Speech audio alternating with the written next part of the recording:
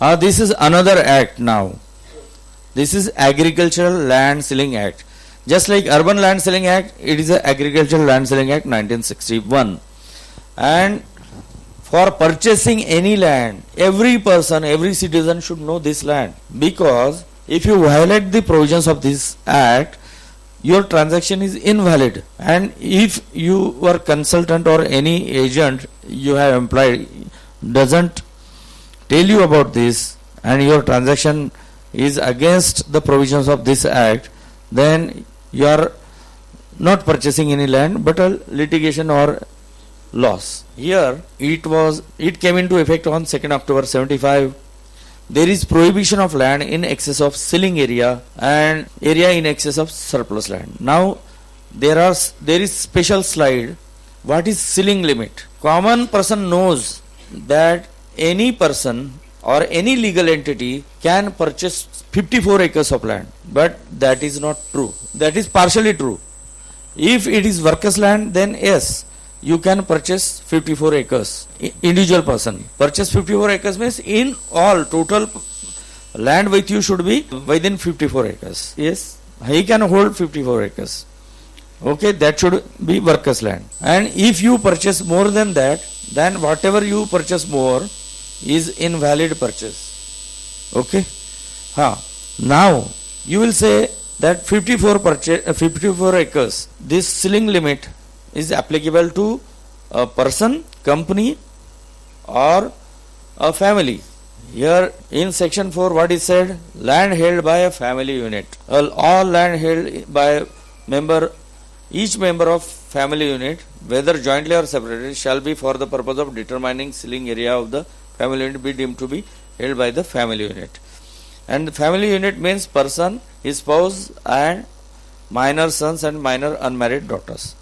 That means the ceiling limit applies to your family. Then ceiling area. As per section 5, what is ceiling area? In each district and taluka specified in column 1 of the first schedule, there is first schedule attached to this act also, in which different ceiling areas are mentioned. Different types of ceiling area are mentioned for different types of soil. Okay, that slide will come here again. This is the slide. Observe it minutely. If there is assured water supply for 2 crops in a year, then it is 18 acre. If it is no assured perennial supply but assured water supply for 1 crop, then it is 27 acres. If land is irrigated seasonally by flow of irrigation and water supply is unassured, then 36 acres. When there is a dry crop land in these certain districts, Ratnagiri, Bandara Vagara, paddy cultivation wala, same 36 acres. And none of the 4 is 5th. Dry crop land, that is 50 acres. म्हणजे कवळ card land म्हणतात किंवा workers land, कोरडवाहू जमीन, त्याला 54 एकरचं आहे. म्हणजे आणि हे करताना तुमचं जे पीक पाहणी आणि तुमचं जे शेतसारा किती आहे हे बघून तुमचं क्वालिटी ऑफ लँड समज ceiling limit tapasla. And most of the people don't know what is ceiling limit for your land holding. Okay, there is restriction on transfer. म्हणून I have told earlier that whenever you seek any permission or any permission or even permission for purchase of tribal land, then they will call from you khate utara, because in khate utara all lands you have hold in that village are given. One thing I couldn't tell you earlier, I will tell you. Tribal land. Can you tell me the answer? If I am a tribal, Prabhu sir is tribal, can I sell my land to him without permission? Who says no? No is the correct answer. Even tribal to tribal transfer, permission is required from the collector or additional collector or SDO. But from tribal to non-tribal, permission is required from the prior approval of the government and of the collector, and it takes a lot of time. Okay, even from tribal to tribal, permission is required, and procedure is very, very stringent. Certain conditions I will tell you. You cannot purchase agricultural land of tribal for agricultural purpose. You can only purchase it for any purpose.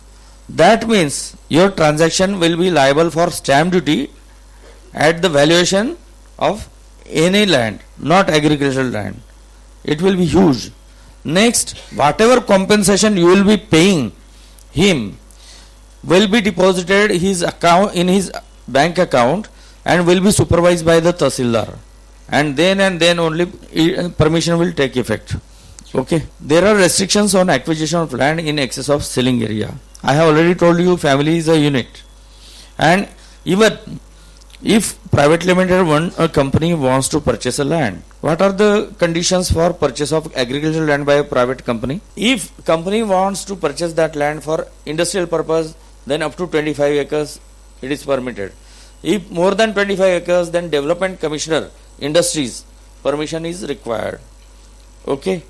And another thing, company is a legal entity, single person. So company can retain, after taking permission, 54 acres of workers land and 18 acres of bagayat land, that is assured water supply for 2 crops in a year. What are the consequences of transfers and acquisition of land under Ceiling Act? Whatever area you have acquired surplus to the ceiling limit will be forfeited. Next, collector to make declaration regarding how to determine surplus land. The collector examines and declares it as surplus.